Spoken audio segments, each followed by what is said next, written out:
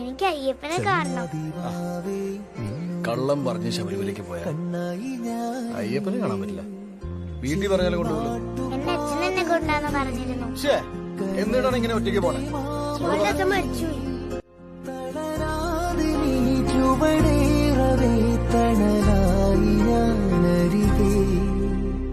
മഞ്ഞിലിപ്പൂവേ കുന്നോളം ദൂരെ. മാളികപ്പുറം അയ്യപ്പനോട് എന്താ പറയാനുള്ളത്? അത്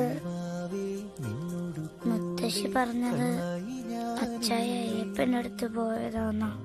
അയ്യപ്പനോട് ഞാൻ പറയും എന്റെ അച്ചായനെ നന്നായിട്ട് നോക്കണേന്ന്.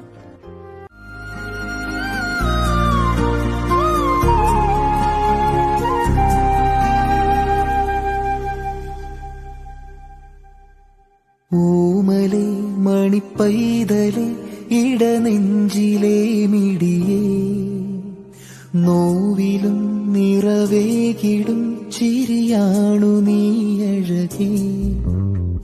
കുഞ്ഞു കാലടിയോടെ നീ കനവേറിടും നിമിഷം, നെഞ്ചുടുക്കിലെ മോഹതാളമുണർന്നിടും സമയം. മിഴിനീർക്കണം പൊഴിയുന്നു ഞാൻ മഴ പോലെ എൻ മകളെ.